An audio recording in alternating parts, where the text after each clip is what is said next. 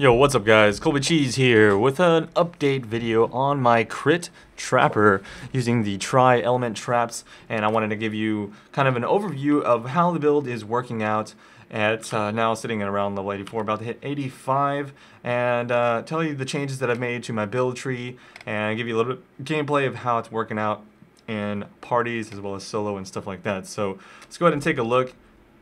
Alright, so I'm just going to kill a few mobs here to show you how the traps are working out. We're going to run into the room of coal, and you'll see that I throw out the triple shock stacks. Those get the bonus from the quality and the crits that I'm doing, so always shocking for the most part. And then we freeze things there with the cold snap trap. That's going to help lock things down just a little bit. And of course throwing out the fire trap for that big AoE damage. And now I've actually added in a new trap to my build. I've taken out the castle damage taken Enduring Cry, since generally I am grouping with someone with Conduit, and it's also really good for rares. This is Bear Trap, so you'll see that he's locked down, he's just kind of standing there for a bit. And what I do is I throw down a few Bear Traps. It works really well with the crit chance, because the more damage you do, the longer you're going to be locking people into place. And so I throw down the cold snaps, things get frozen in place, especially when I proliferate off of a lower health mob. We've got the Bear Trap, boom, there we go. So we just lock down this invader. You know, he does a lot of damage to me, but I'm able to Whirling Blades away. The mobility is really strong with this build. I've got the Mind Over Matter set up, and now we're just going to take out Cole. There's the crit, boop, and he's down. I've also got to the point where I can run Mind Over Matter.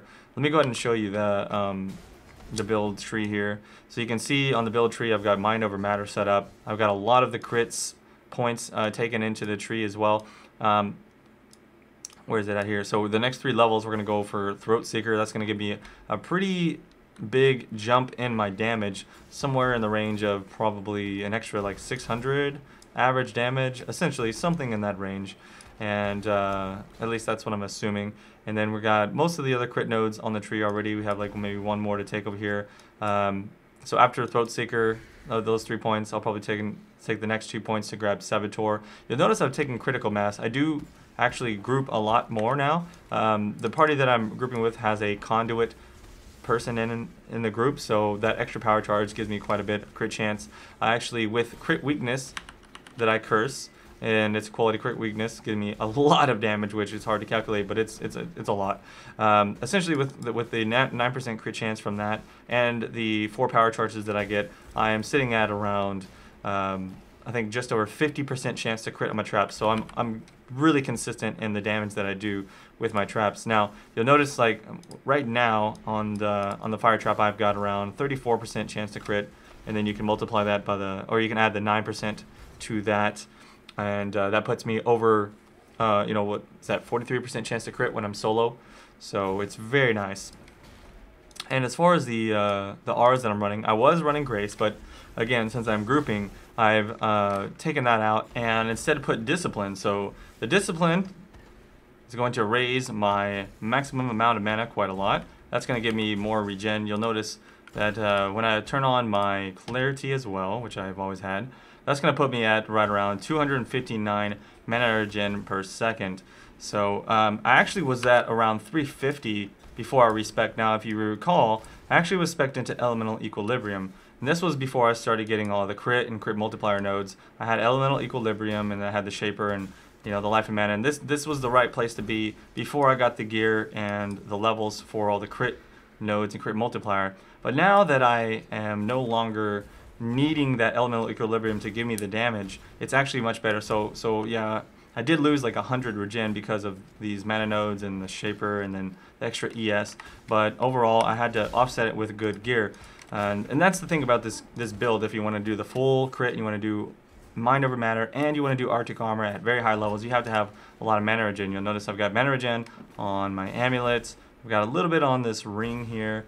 I've got a lot of ES from my chest. That's a really good chest. I just spent 8 exalts for that. And then this I actually found. It's pretty good shield though. It has mana regen and some crit chance, stuff like that. So overall, okay, hello, what are you doing? I'm trying to make a video, sir. Get the fuck out. Okay, anyways, so there you go. There's the build, and then we got Arctic Armor to cool me off because I'm on fire, as you can see. So we've got the bubbly shield.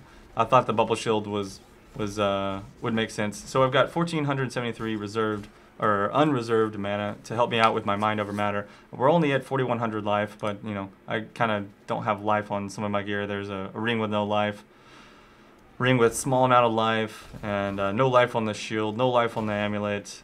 That's mostly just because, well, I didn't roll it. I could always like try and exalt those stats onto some of these pieces, but for the most part, that's just where I'm at. I can always upgrade my gear in the future. For now, though, I'm actually pretty tanky. I'm tankier than anyone else that I group with just because of the mind over matter and the high level Arctic armor, and I just sit there and take so many hits, and the fact that I'm freezing things, not a lot of stuff is going to be hitting me, and I don't have to sit there and if I'm DPSing something down, very mobile. I use the Whirling Blades to get out of situations that would kill me. I throw down traps and I kite with those, and overall the build just works out very nice in terms of survivability.